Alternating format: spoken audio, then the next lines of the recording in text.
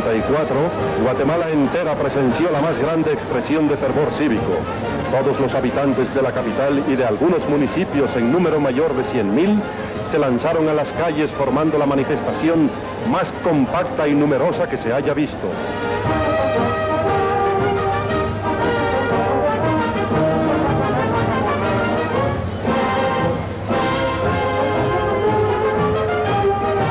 La reunión de esta multitud se llevó a cabo en la Plazuela Barrios, recorriendo las 18 calles, la Sexta Avenida, la Novena y la Séptima Avenida.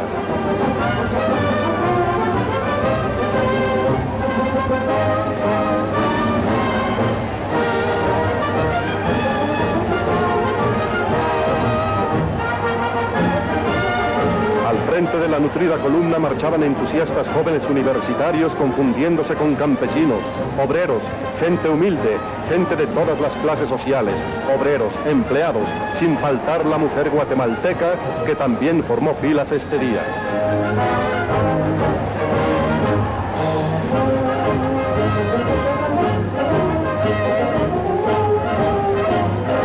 Los carteles que exhibían eran portavoz del sentir del pueblo guatemalteco. Todos desfilaban para demostrar su simpatía y su adhesión al triunvirato que ostentaba el poder ejecutivo desde el día 20 de octubre de 1944, después de haber derrocado al régimen de Ponce Baides, que a la sazón gobernaba a Guatemala.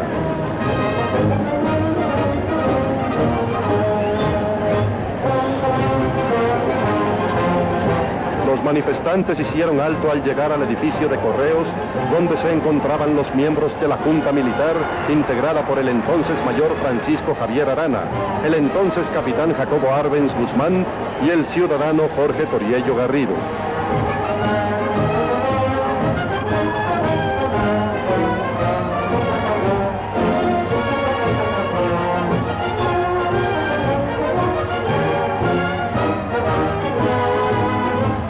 Aplausos, vivas y muchas demostraciones de simpatía recibieron los triunviros, haciendo uso de la palabra el ciudadano Toriello, quien emocionado se dirigió al pueblo. Por doquier se observan caras conocidas. En aquel entonces, muchos jóvenes estudiantes que ahora son connotados profesionistas y muchos desaparecidos que ya pagaron su tributo a la madre tierra. Los servicios de policía y tránsito eran desempeñados por niños y jóvenes Boy Scouts y gentes humildes y hasta inválidos que, dando muestra de civismo y amor a la causa, se ofrecieron a ayudar.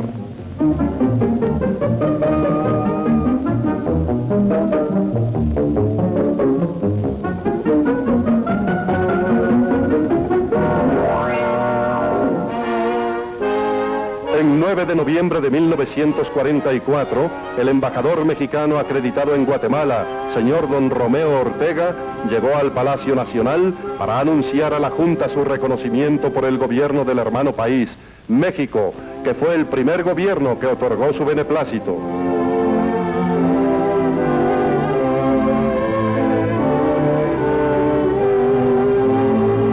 Posteriormente llegó con el mismo fin el excelentísimo embajador de la Gran Bretaña, Sir John Holston Ledge, y el embajador plenipotenciario de los Estados Unidos, Mr. Boaz Long, siendo la primera junta militar que Estados Unidos reconoció en América.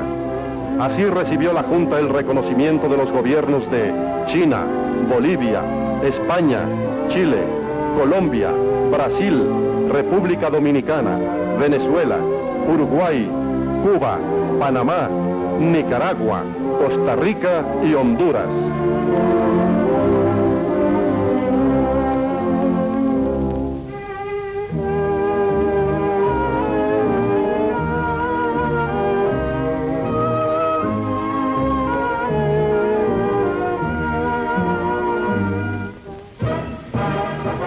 Un desfile cívico en ordenada formación y disciplina recorrió las calles de Guatemala, pasando por el frente del Palacio Nacional, integrado por la Guardia Cívica, compuesta por ciudadanos que espontáneamente se ofrecieron a formar filas para sostener con su respaldo y apoyo a la Junta.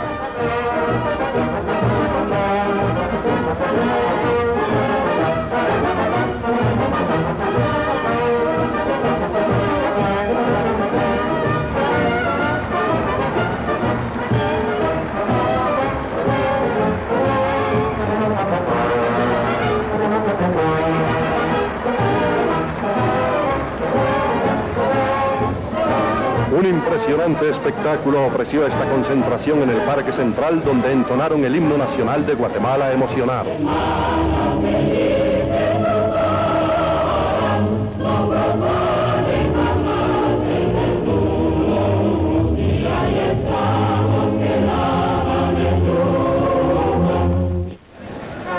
El entonces universitario José Mata Gavidia pronunció un discurso lleno de entusiasmo.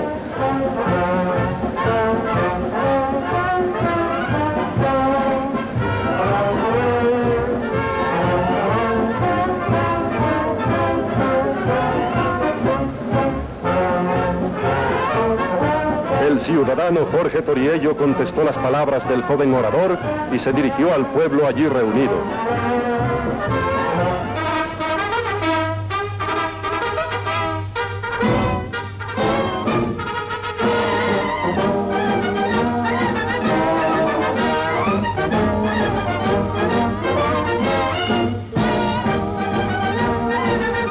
Otro acontecimiento relevante de esos días fue la presentación de los elementos del Ejército de Guatemala, quienes llevaron a cabo una concentración en el Campo Marte y ante los miembros de la Junta juraron defender los principios de la Revolución del 20 de octubre. La oficialidad, elementos de caballería, escuela politécnica y la tropa en general estuvieron presentes.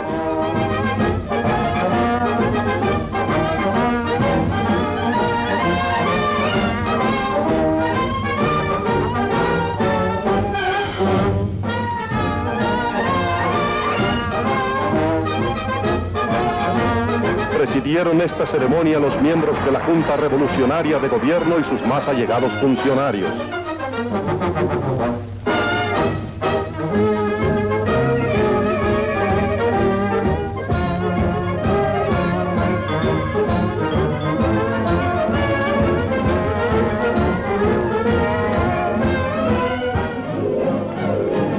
La Guardia Civil, abordando vehículos particulares, se dedicó a patrullar la ciudad para ofrecer seguridad a los habitantes de la capital.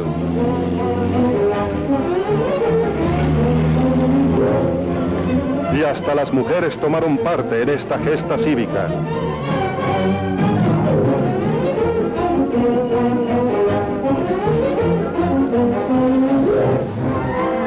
Se ofrecieron al pueblo elecciones libres para diputados que habrían de integrar el Congreso y para el efecto se integraron 10 mesas en los distintos sectores de la capital, donde los ciudadanos con todo orden y tranquilidad se acercaron a otorgar sus votos. El crecimiento urbanístico de Guatemala, su electrificación e industrialización, el mejoramiento de las clases obreras y campesinas y la seguridad al capital. La paz, base fundamental que solo podrá lograrse con la unificación del guatemalteco y su ayuda patriótica, cualquiera que sea su actividad, trabajando por y para Guatemala, son los principios de la Revolución de Octubre que el tercer gobierno de la Revolución, que encabeza el presidente constitucional de la República, licenciado Julio César Méndez Montenegro, son la norma de su gobierno.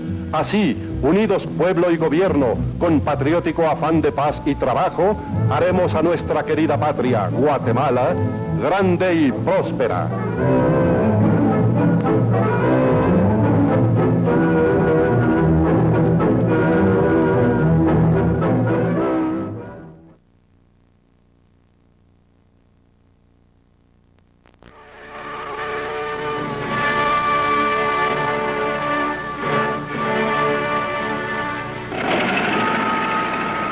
La dictadura del general Jorge Ubico fue un eslabón más de una extensa cadena de dictaduras en la historia de Guatemala. El general Ubico se mantuvo en el poder por 14 largos años, de 1931 a 1944. Asumió la presidencia a través de elecciones manipuladas y por medio de reformas a la Constitución prolongó su periodo presidencial en 2 ocasiones. Las giras anuales por los departamentos para supervisar personalmente la gestión pública era uno de sus rasgos de su dictadura.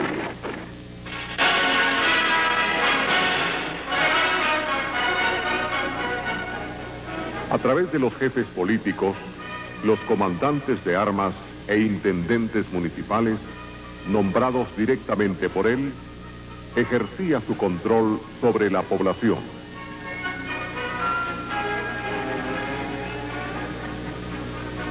Por medio de las cofradías indígenas, Ubico establecía una relación paternalista con la mayoría de la población campesina del país.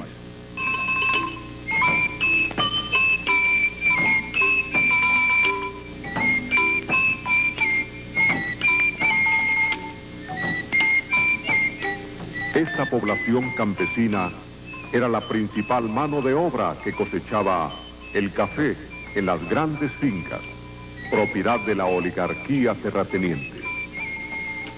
Por temporadas, cada año, los jornaleros eran forzados a migrar de sus comunidades a las fincas a cambio de salarios miserables.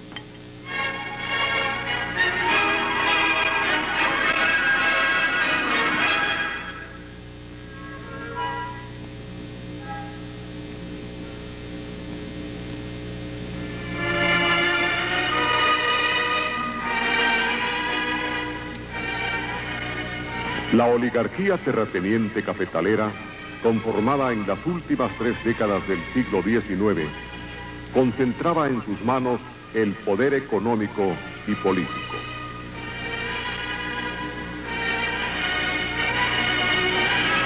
A través del monopolio sobre la tierra y la fuerza de las armas, ejercida por las sucesivas dictaduras liberales, mantuvieron su dominio casi absoluto hasta 1944.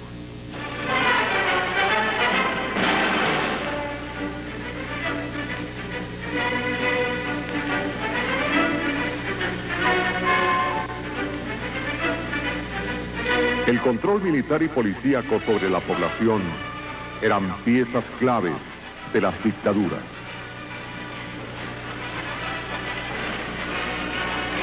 El servicio en las milicias locales era obligatorio.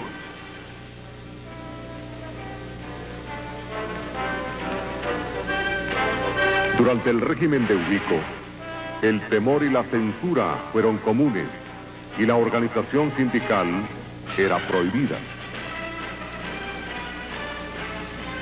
El Partido Liberal Progresista, que promovió las sucesivas reelecciones de Ubico, era el único partido político activo.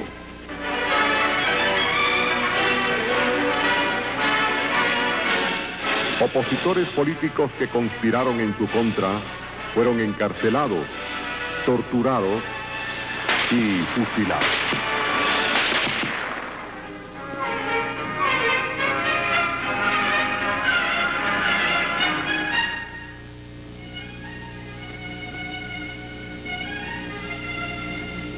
El servilismo y la adulación de la figura del dictador era lo acostumbrado.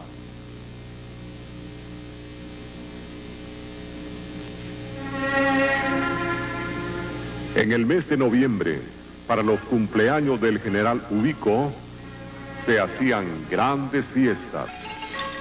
Desde temprana hora, personas de todas las condiciones sociales acudían a casa presidencial a felicitarlo.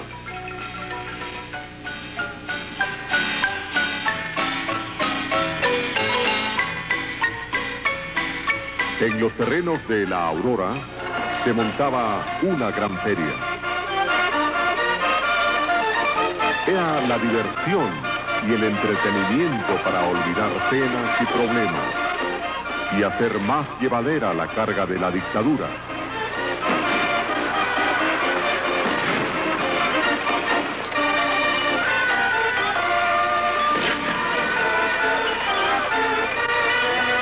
Vientos democráticos que soplaban en el mundo en la lucha contra el totalitarismo nazi y fascista llegaron a tocar a Guatemala.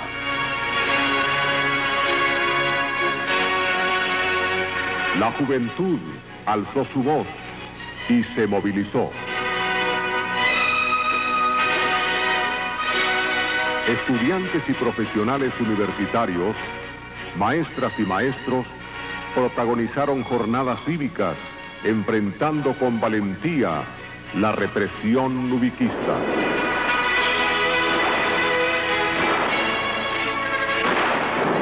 En las calles se celebró la renuncia de Ubico el 1 de julio de 1944. Dejó en su lugar a un triunvirato militar encabezado por el general Ponce Baides. Este desplazó a los otros, buscando quedarse solo con la presidencia. Como la alternativa popular y símbolo del deseo libertario de cambio, surgió la figura del doctor Juan José Arévalo.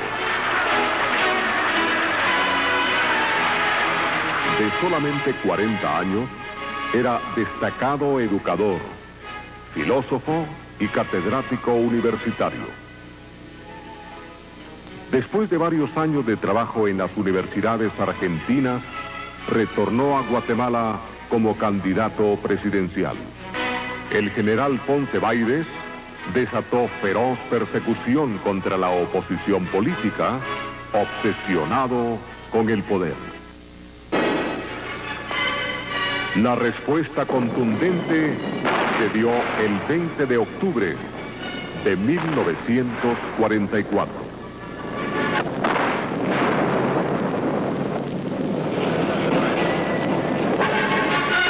Un levantamiento armado, militar y civil, con participación de estudiantes y obreros, echó por tierra sus absurdas ambiciones.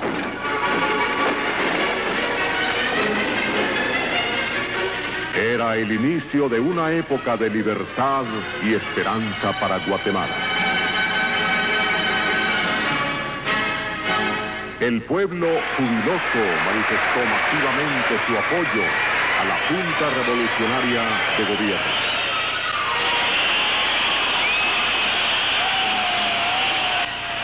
Por medio de diversos decretos, la Junta restauró la autonomía universitaria y la de las municipalidades, y sentaron las bases para una organización democrática del país.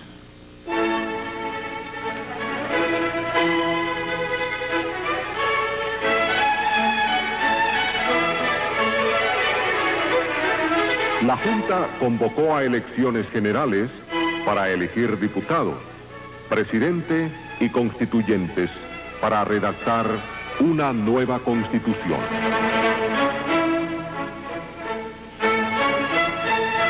En las elecciones de diciembre de 1944, Arévalo es electo presidente con una mayoría del 85% de los votos.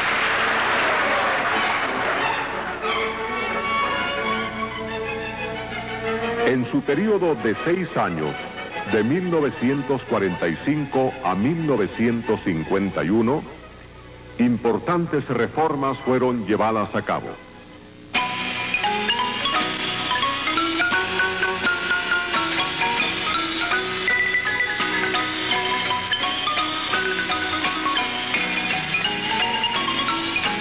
Estas reformas buscaban modernizar la economía, consolidar el régimen democrático y mejorar las condiciones de vida de la población.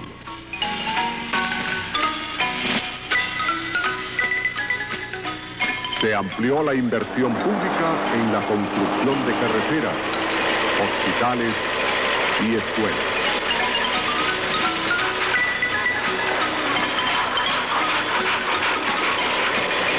Después del estancamiento económico vivido durante la dictadura ubiquista, se dio un crecimiento de la producción agrícola, del comercio y la industria.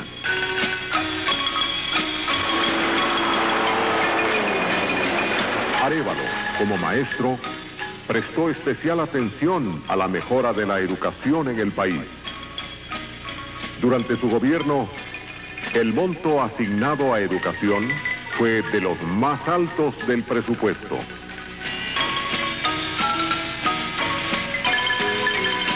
Por su parte, la esposa del presidente, señora Elisa Martínez, creó una red de guarderías y comedores infantiles para cuidar y alimentar a los niños de las madres trabajadoras.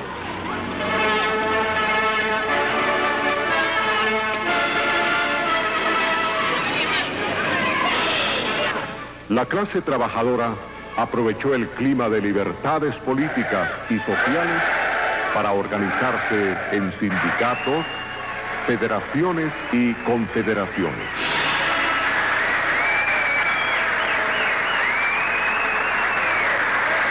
La emisión del Código de Trabajo, ley reguladora de la relación entre patronos y obreros, fue una de las conquistas más importantes logradas por la clase trabajadora a través de su organización y movilización.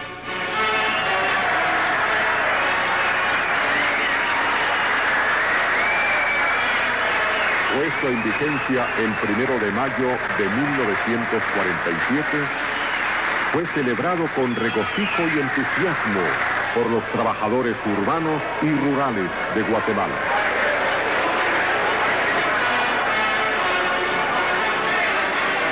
En dicho código se reconocieron los derechos de huelga y sindicalización que habían sido suprimidos por la dictadura.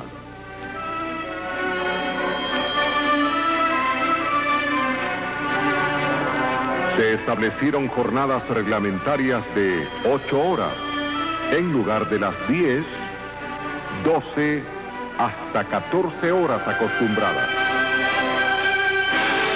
Así también se reconoció el pago de horas extras, el séptimo día y las vacaciones anuales.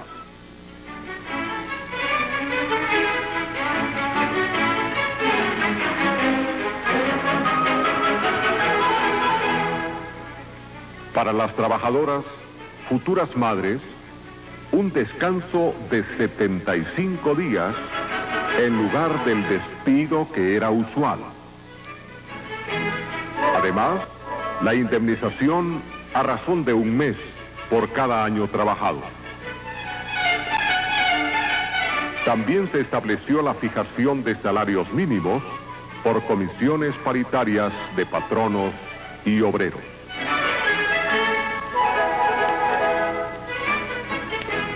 En su lucha por la correcta aplicación de la ley, los trabajadores lograron amplias mejoras de sus condiciones laborales y salariales.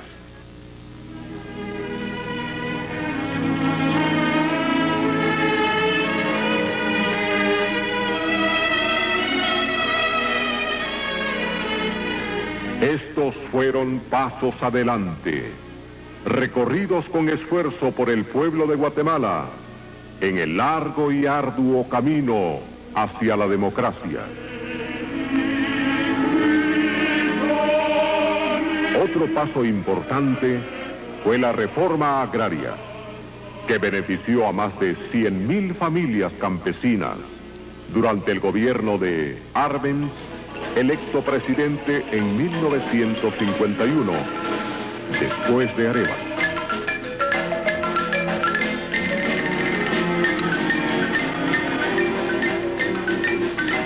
La reacción de los terratenientes nacionales y extranjeros, afectados en sus intereses, fue gestar la contrarrevolución de 1954 que derrocó a Arbenz. La reforma agraria se revirtió, así como muchas de las conquistas políticas y sociales logradas.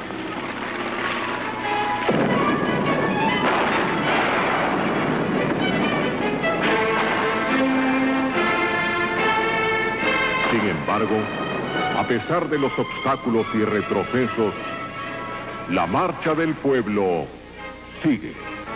Esto fue una década histórica en Guatemala, de 1944 a 1954. Los 10 años de primavera en el país de la eterna tiranía.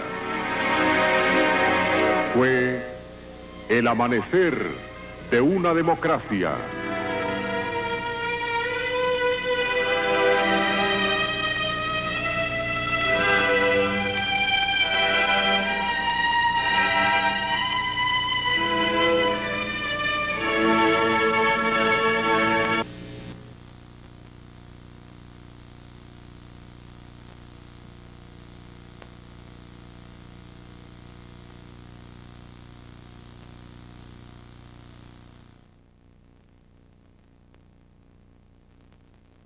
presidente guatemalteco Jacobo Arbenz Guzmán llevó a cabo una gran reforma agraria, pero como su decisión perjudicó los intereses de la United Fruit Company, los estadounidenses organizaron una insurrección contra los campesinos que se habían visto beneficiados con la reforma, porque según la CIA, ellos eran comunistas.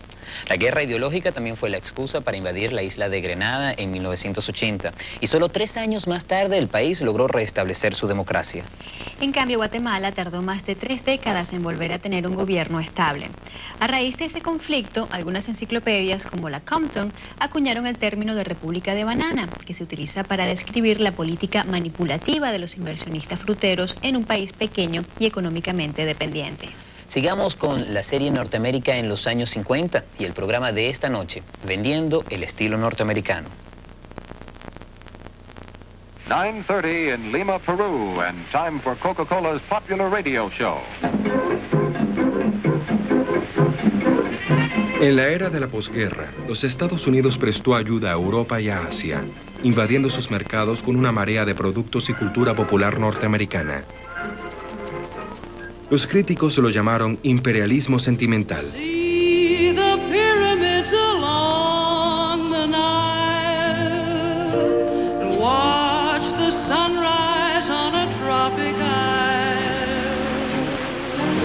But just remember, darling, all the while, you belong to me. La economía estadounidense estaba respaldada por un impresionante poderío militar, puesto al servicio de la Guerra Fría, que era una cruzada contra el comunismo. Era una extraña mezcla de buenas obras e implacable poder político. En 1953, un nuevo brazo del gobierno norteamericano, llamado la CIA, dio un golpe encubierto en Irán para proteger intereses petroleros.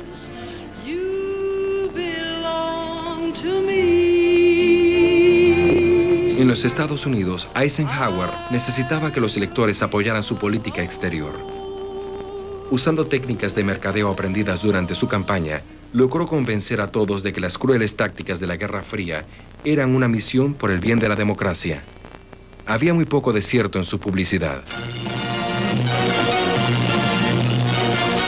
Fighting ends in Guatemala. These rebel troops, backed by air power, have compelled the ousting of Guatemala's pro-communist regime and have won a ceasefire from... Esta es la historia que la mayoría de los norteamericanos escuchó. Pero era pura ficción. Era una revolución imaginaria inventada por la administración de Eisenhower. La verdad fue que el gobierno de Estados Unidos dio un golpe a un gobierno democráticamente elegido para proteger sus intereses económicos. There was economic imperialism, done covertly under the name of democracy and anti-communism, done by the CIA with the American press kept out in a way that would make it look like it was something very different. Una de las personas claves en esta operación encubierta fue el exmarín llamado Phil Rockinger.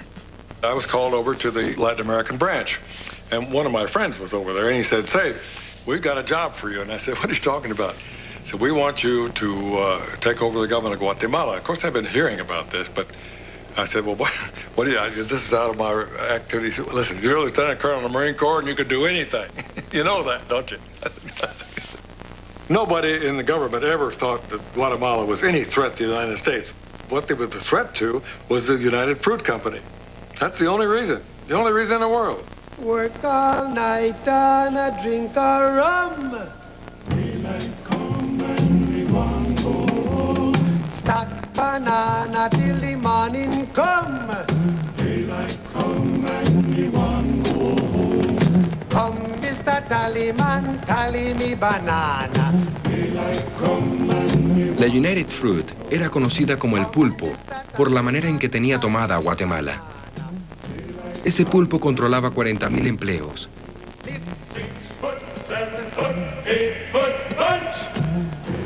Era dueño de la mitad de las tierras fértiles del país. Casi todas las vías férreas de la nación pertenecían a la United Fruit. En 1952, los trabajadores guatemaltecos laboraban por 50 centavos al día. La United Fruit reportaba ganancias anuales de $65 millones, el doble del ingreso total del gobierno de Guatemala. a beautiful bunch, a ripe banana. 50 buques, conocidos como la Gran Flota Blanca, llevaban las bananas a los supermercados norteamericanos, que las vendían bajo la marca de Chiquita. El hombre que regía la United Fruit era Sampson Murray, cuyo apodo era Sam, el hombre banana. En 1952, Sam estaba infeliz. Un nuevo gobernante guatemalteco quería quitarle algunas bananas. Para mejorar las condiciones sociales, Guatemala forzó a la United Fruit a vender parte de sus tierras y las concedieron en parcelas a 100,000 campesinos. La propuesta venía de un presidente idealista llamado Jacobo Arbenz, quien pensó que una reforma agraria salvaría a su país. Aquello fue como declarar la guerra a Estados Unidos. En la administración de Eisenhower, el secretario de Estado, el jefe de la CIA y el embajador ante las Naciones Unidas tenían nexos con la United Fruit Company. El secretario de Estado, John Foster Dulles, era un fanático anticomunista, quien veía a la Guerra Fría como una bíblica lucha entre el bien y el mal. Su hermano Allen Dulles dirigía la CIA. Esta era una relación muy conveniente que evitaba debates políticos innecesarios. Foster Dulles, with his own sort of Presbyterian belief in the rectitude of himself and the United States, and our way was the best. And his brother Allen Dulles, infinitely more likable, more charming, more graceful, a great flirt. He loved the parties, and it seemed to be a reassurance when he was there. The right kind of people were doing it, and they weren't going to do anything that the good people of America didn't approve of. Para Guatemala, los hermanos Dulles diseñaron un plan para derrocar al gobierno de Arbenz, creando además una historia que ocultara la participación norteamericana. What the Eisenhower administration wanted, if at all possible, was to pretend that it was the Guatemalan themselves who had done it. It's so good for propaganda. The Guatemalan people rising up against the communist tyranny. Where is the communist tyranny if the United States has to invade to overthrow Arbenz? It's much better if it is the Guatemalan people. Para crear la ilusión de una revuelta popular en contra de Arbenz, la CIA necesitó encontrar a alguien que comandara la recién creada rebelión. El hombre escogido para ese papel fue Castillo Armas. I looked at this guy, this little guy, kind of nervous little fellow, and I told him, "Is that the guy?" And he said, "Yes, that's him. We're going to make him president of Guatemala." I said, "Oh my God, come on! Now this is ridiculous. We're going to spend all this money to put this guy as president of Guatemala?" Well, he was the only guy we had. Una vez encontrado el líder, Rottinger debía entrenar al ejército rebelde. Las tropas se reunieron en una plantación de la United Fruit.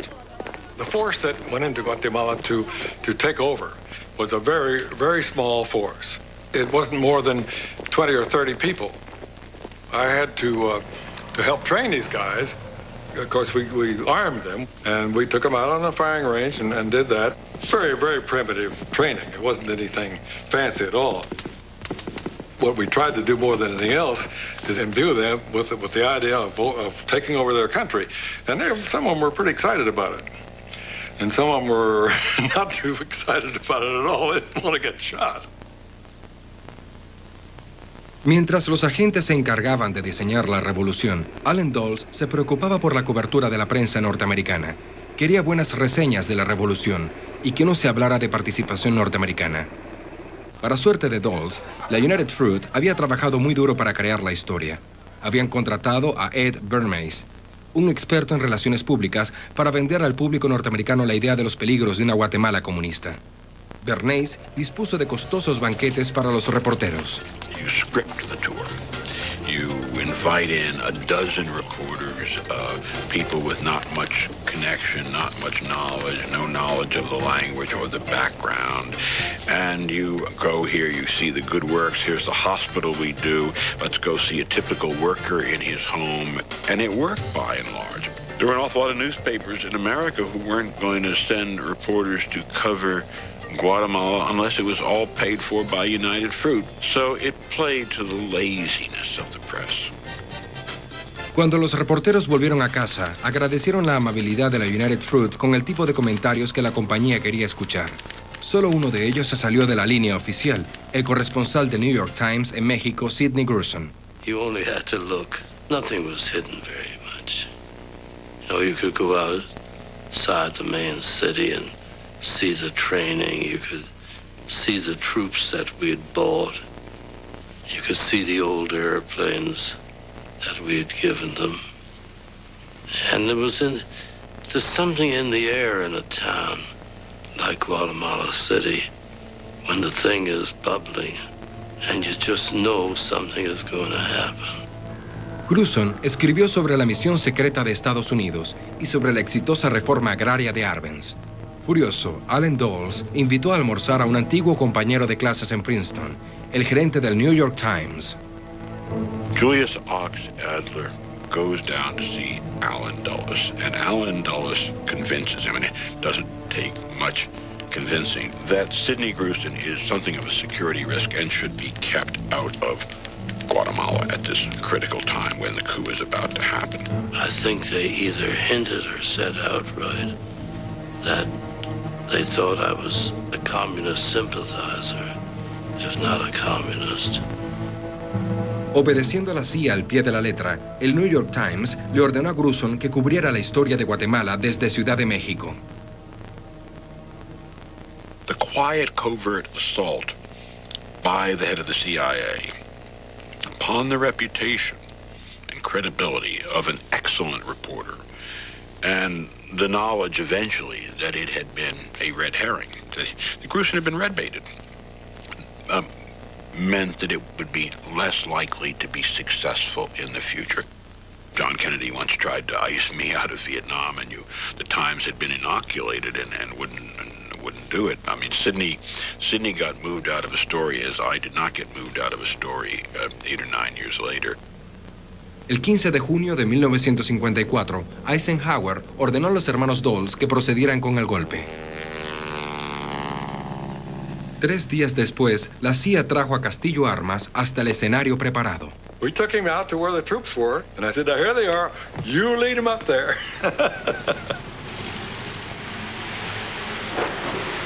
But it was really a pitiful force that went up there. They had a hell of a time, of course. They ran into all kind of trouble. Al primer signo de resistencia de parte de las fuerzas del gobierno, el ejército rebelde emprendió la retirada y huyó de vuelta a Honduras. Temiendo que los rebeldes fueran destruidos, la CIA le ordenó a Castillo Armas que acampara a unos 10 kilómetros de la frontera y esperara nuevas órdenes. Mientras tanto, en las Naciones Unidas, el embajador de Estados Unidos y accionista de la United Fruit, Henry Cabot, trataba de explicar los sucesos de manera distinta. That the United States has no connection whatever with what is taking place. The information available to the United States thus far strongly suggests that the situation does not involve aggression, but is a revolt of Guatemalans against Guatemala. Howard accedió a proveer a los rebeldes con aviones y pilotos norteamericanos. Cuando uno de los pilotos lanzó unas cuantas bombas en la vecina Honduras por accidente, la CIA se encargó de escribir una historia culpando del incidente al gobierno de Arbenz. Reporters are flown in for a first-hand look at the results. A few small holes in the airfield caused by bombs that didn't explode. Nevertheless, their falling stirs up strong resentment in Honduras over an unwarranted air attack.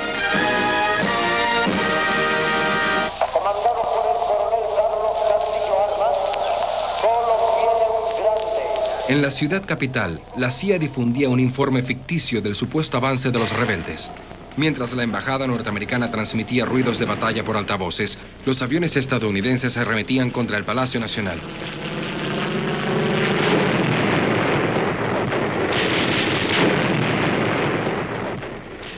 El 27 de junio cayó Arbenz. He realized when we started flying American planes over the city and bombing it, he knew the Americans were involved, and there's no way that I can win this one. I'm sure he thought that. Meanwhile, the problems of correspondents who covered the brief revolt are graphically shown too. Con la situación bajo control, la CIA permitió a la prensa norteamericana que cubriera la historia. And the story is good. Communism for the time being is on the run in Guatemala. Castillo Armas fue declarado presidente, sabiendo que tenía el completo apoyo de los Estados Unidos y la United Fruit Company. President Armas presents the chief executive with the presidential seal worked by nuns in a Guatemalan convent. The president, as he admires the president was just tickled pink the way the thing went. It was very inexpensive, very inexpensive. And we lost none of our people and lost very few of anybody. Los Estados Unidos y la United Fruit estaban complacidos con el bajo precio del golpe, pero el costo final para Guatemala fue muy alto. Unos meses después del golpe, 7 importantes dirigentes laborales fueron misteriosamente asesinados y los sindicatos fueron prohibidos.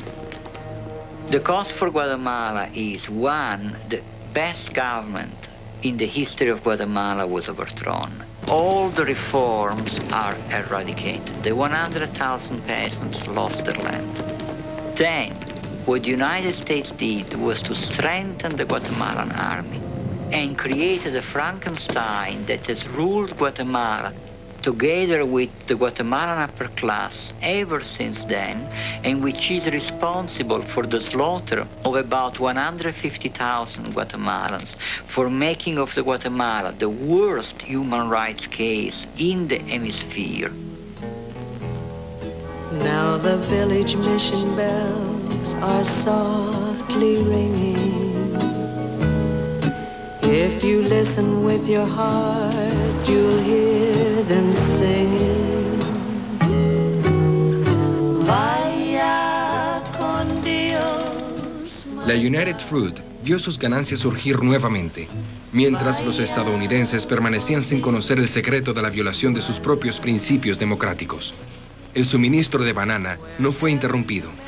So now that you've seen where bananas come from before they reach your table, our journey to Banana Land is ended.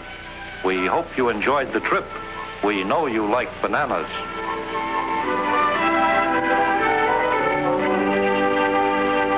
Our sins were that we crushed a very small country. And in so doing, we learned bad lessons which would come back to haunt us in some ways in Cuba. And I think in Vietnam as well.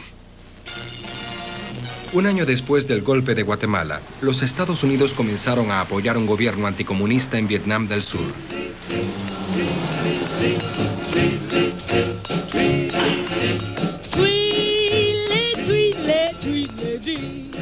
En casa, muy pocos norteamericanos prestaban atención a Guatemala o Vietnam.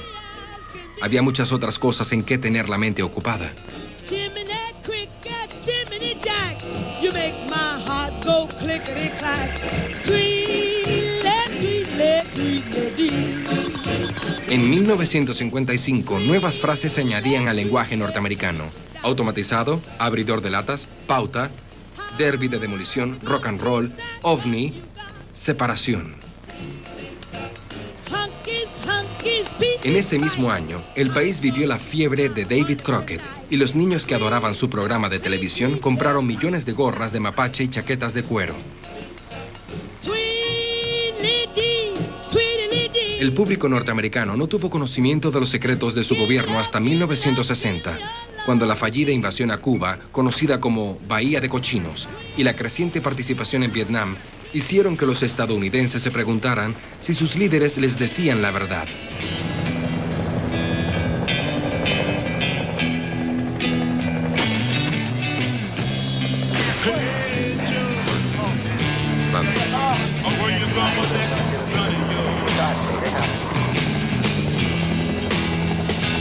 Irónicamente, sería la televisión el medio que se impuso como una máquina vendedora, la que le traería el horror de la guerra a los hogares norteamericanos.